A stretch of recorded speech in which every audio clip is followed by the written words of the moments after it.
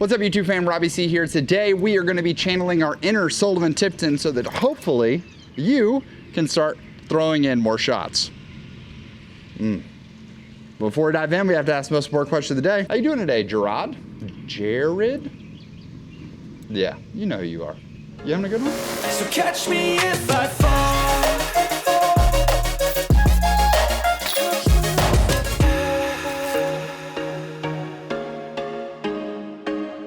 Okay, so for those of you who are unfamiliar because you're not watching the Pro Tour regularly, and even if you are, this is a new and upcoming name on the tour that isn't necessarily like he hasn't gotten a win yet or anything like that, but Sullivan Tipton is a local to Birmingham here, and he is known for a really great forehand, and also he seems to throw in a lot. For some people who throw in a lot, it can be somewhat of an accident, or even, I know you've probably heard people talk about that an ace is just a bad shot that the basket got in the way, because traditionally, if people are throwing a shot high enough for it to hit the chains on an ace run, then usually that disc is going to be sailing 20, 30, 50 feet past the basket, and you're not going to have a great look. But thankfully the basket got in the way and it stopped it. With Sully, who throws in a lot, you may think, so he just throws like a lot of bad shots that end up in the basket. And I don't think that that's necessarily true. I think what Sully has really captured and grasped is a concept that more people could embrace, that is sort of aiming and understanding the break points of a disc, as well as a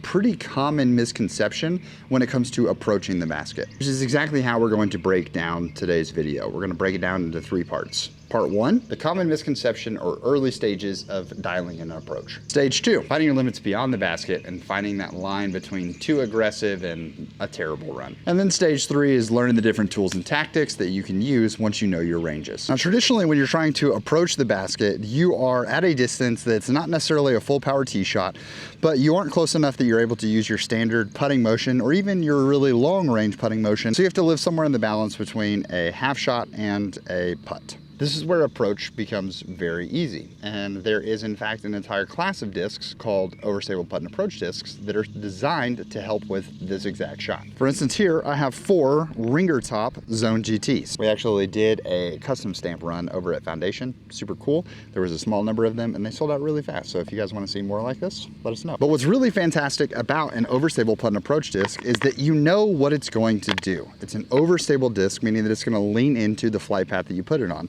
So for lots of folks, they're going to throw it on a hyzer line, which means that it's trying to get to the ground faster and it's following this crescent moon shape. So it's going to lean into that even more. So here, let's say that I'm definitely over 100 feet away from the basket. If I were trying to putt and use a long range putt, it really wouldn't have a ton of control, and I'm just kind of wildly throwing the disc up there. And that's not what we're looking for. We want to have control in our disc golf game.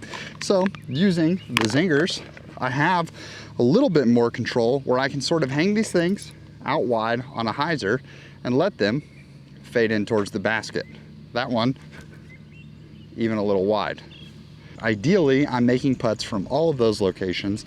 And yeah, sure, jump putt was also close, but the further out we get, the more that inconsistency begins to shine, and I'd rather go with the consistent shot over and over again. But before I discovered the beauty of an overstable putt and approach disc, I was part of phase 1 trying to figure out how to stop losing strokes on these short approaches. And that's when I discovered the tomahawk approach. You see, an important thing to know inside of disc golf is that there is a circle around the basket. And for most disc golf baskets and most putting greens, you're gonna find yourself like the one that we're on here for the demonstration of this video, trying to showcase that there's not really a lot of obstacles around the basket. And yeah, sure, in some courses, there may be like a wood line 15 to 30 feet behind the basket, but usually inside the circle on most courses, which is the 10 meters or 33 feet surrounding the basket, you're most often uninhibited, which means that if I land 10 feet short of the basket,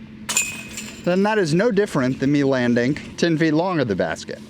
Either way, I still have a 10-foot putt that I need to work on and be able to have dialed in. What happens most often though is that people think about how the disc is flying through the air and they don't think about what it's going to do when it hits the ground, which is where the tomahawk approach really begins to shine. If I'm aiming for the basket and I'm still that high in the air when I miss the basket, then I'm going to carry an extra 10, 20, 30, 40 feet beyond the basket. Whereas the tomahawk approach is leaning into the fact that that disc is going to slide on the ground for 10 to 15 feet. I'm embracing the ground versus fearing the ground play that's going to happen. For the first probably, let's see, started in 2012, 7 years. The first 7 years that I played disc golf, if I had an approach and I was outside of the range, I got so tired of throwing sort of super far and having to two putt because I couldn't make the comebacker. And so what I just started doing is I just started taking my XT Nova by Innova discs that had a hard plastic center and just turning it upside down and letting that little bit of ground play just slide me up close to the basket. Now, like I said, this is stage one, because what this is going to do is most often it's going to ensure that I'm not two putting. It's going to put me close enough that I can answer and be able to throw that putt inside the basket. But what it doesn't do is it never gives me a chance to actually score from range. So if I'm trying to pick up the par and this is for my par, well, it's never going in because I'm intentionally landing so short of the basket.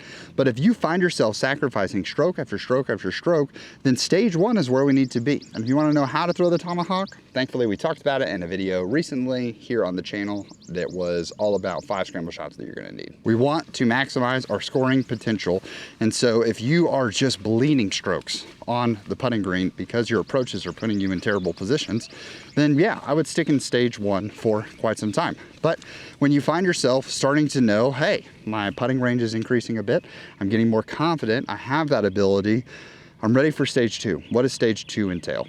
Well, stage two entails the idea and embraces this instead of having to skip past the basket and be afraid of that, which is this super common fear. That's what this week's gonna be all about, is like mental mistakes that we make for misconceptions. When we're playing in this direction to this basket, it's like we draw a line right across the middle of the basket right here, and everything on this side is green and everything on this side is red. I would say most players who play recreationally, and even if you are someone who plays in tournaments, for most people rated 900 and below, that's this subconscious wall that we have, is truly everything over here is green because I've gotten close to the basket, I can do that.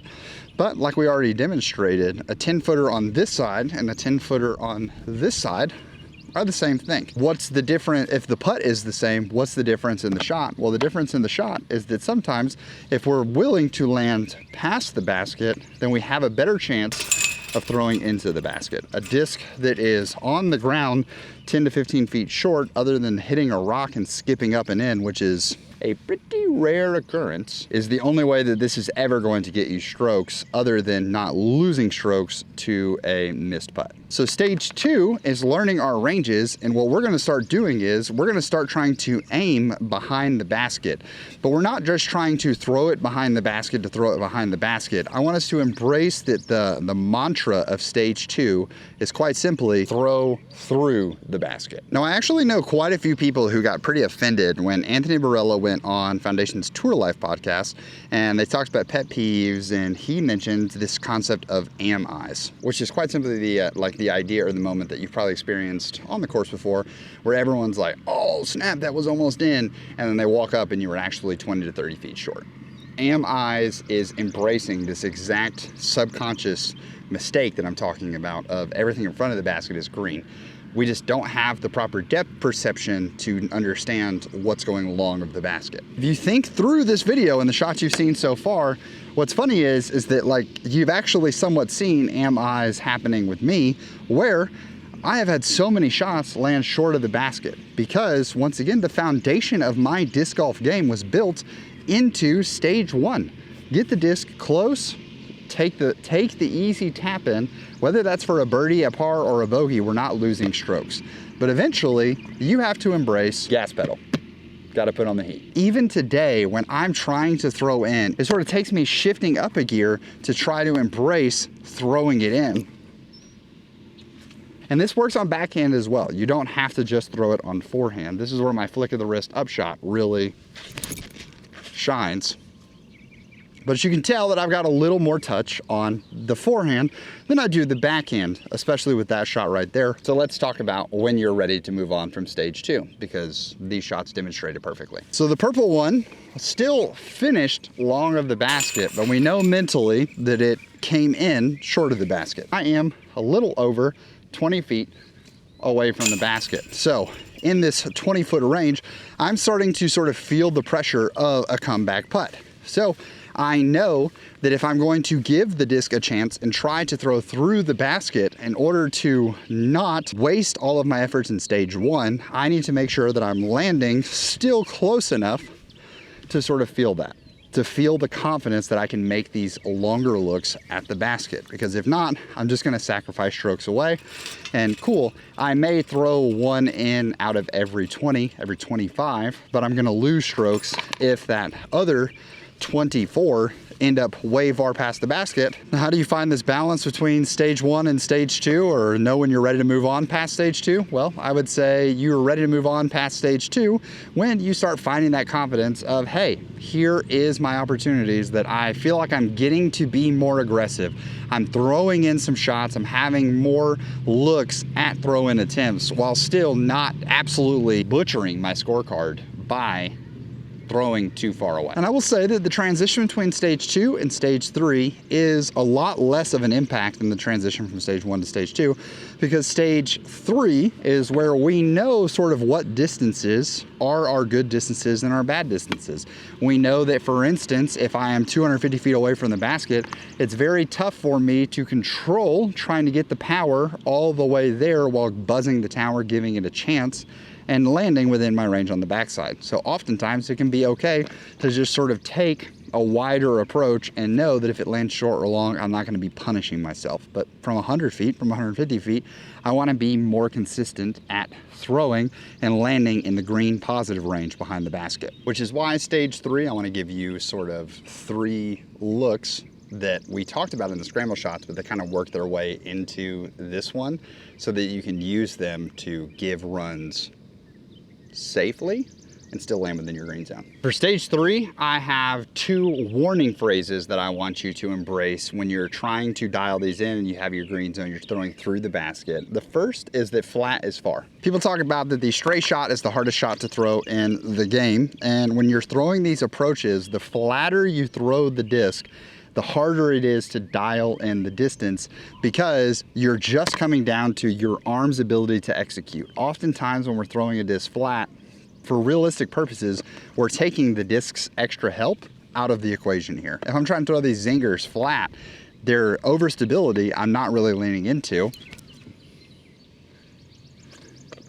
And you can see that I very quickly got to 25 or 30 feet past the basket. When we're throwing these approach shots, when we're trying to ring up the basket, we want to have consistency, but we also want to have it with low effort. And trying to throw flat, straight shots is really putting all of the stress and the focus on your arm's ability to execute, rather than making it really twice as easy, letting the disc do some of the work. The second principle that we want to sort of respect is that anhyzers are accurate. The youth faster in me really coming out with the alliterations always being awesome. So when we think anhyzers, that is where the outside edge of the disc is gonna be up. On a forehand, it's gonna look like this, and on a backhand, it's gonna look like this. What I love about throwing anhyzers is that we are leaning into what the disc wants to do. So oftentimes, we're gonna think about anhyzers on overstable discs. The wind is swirling a little bit, but an overstable disc wants to lean into the flight we put it on. So on a forehand for a right-handed player, that forehand's wanting to push it right. But an anhyzer pulls it to the left. This internal battle, or this resistance, is gonna cause it to have a very consistent flight, especially if I commit to the shots. So embracing the mantra of stage 2, which is throw through the basket, I'm gonna try to throw through the basket on some anhyzer and force it into this anhyzer lane. And this resistance is gonna allow me to feel, hopefully, like I'm throwing darts. You have to figure out, as we do this resistance, that's one of the ways that people cheat a lot of distance out. So I want to find a bang. We had metal hit there. It was low, but we hit metal. I want to find that power distance between I'm getting easier power from the shots because of this resistance. So I don't have to worry about the flat as far. I'm getting easy work out of the disc working for me, but I can see that there's gonna be a break point where the disc wants to come out of the anhyzer into that flat. And I'm trying to get that, I'm trying to see that image. And this is where you practice, the more you throw these shots, you're gonna see, you can sort of see the vapor trails of throws of the past, and you can just aim it down the line. Honestly, it takes me to, if you've ever played a golf video game before and you have the opportunity to like sort of aim the archer, like the arc and things like that, the more you dial in this shot, this is why I think Sully throws in. It's because he practices this shot so often. It also works on understable discs. You're just not necessarily going to get the fight out the other way. So you have to be careful of is that if I commit to throw through the basket and I throw on too much anhyzer, it doesn't have the resistance to come through. So I'm gonna think about less anhyzer, and sure, flat is far, but I'm gonna correct that by pulling through and committing to throwing through the shot. Now our final piece is gonna be embracing the hyzer. We have the hyzer opportunity, and you see me throw a lot of forehands during this video, but I want to make sure that we still have the opportunity to throw some backhands as well. Often our elbow drops when we do these backhand hyzers, which causes the disc sort of slip out. We don't get this consistent release. So don't be afraid to sort of position yourself accordingly. Have a little more spine tilt so that this elbow can stay strong, but I can still get that hyzer pull through angle versus sort of just standing tall, letting the elbow drop, and then when I lose the shot below. Traditionally, I like throwing this shot more with faster discs, like drivers and things like that, because they have the potential to come into the ground and sort of spike into the ground and die. These more rounded rims, like we get out of the putters and the zingers, is going to have the potential to, if they don't spike in as hard, they've got the potential to flare a little bit away from the basket. I'm just trying to find my line high and draw it in. The more you throw your discs, ladies and gentlemen, the more you're going to see these lines and these vapor trails. So that is gonna wrap it up for today's video on your opportunities, the stages. I truly think for lots of folks, you haven't even maybe discovered stage 1 yet of your throwing potential. And so maybe check out the tomahawk, maybe check out and see what it's like to sort of lay things up. I mean, we talked about it in the I wish more people would lay up video, how you can just sort of slide discs up to the basket to get some easy scoring opportunity. But when you're ready to move on to stage 2 and you're ready to start getting that accuracy, I know that I've done videos similar to this in the past, and people have been like, I can't believe you're teaching people to like throw past the basket. But I have to approach it this way, in 100% transparency and honesty. I've got a 6-month-old son at home. He is figuring out how to do life in so many different aspects. And so as he's going through and learning new skills, when I'm teaching him these skills, do I want to teach him some basic level of something that he's gonna have to relearn in the future on certain topics? Yes, there are certain things that it's like, hey, we gotta walk before we run. But like, why teach him Call of Duty when I can just take him straight to the ultimate level of toxicity in League of Legends? Sometimes it's better to teach the skill that you want to learn or that you need to learn later on, because if I'm not going to execute either of them well, if I'm not going to be that great at executing the short layup just yet, then I can start to embrace learning the longer layup at the same time, because I have to learn a skill either way. So start learning and leaning towards the advanced one. At least that's how I'm approaching it. But that could be way off. So you guys let me know how this goes and if it is helpful, or the things that stood out to you, or there's things that need a little more clarification. I'll never want to make like a one-off video that I would throw out there and I'm just like, well, that's all my thoughts on it. So good luck out there, internet people. Definitely want this to be helpful, and yeah, let me know in the comments down below. So thank you so much for watching. I hope you have an amazing rest of your day. Please make it fantastic for someone else too. But for now, we're gonna leave you with the birdie.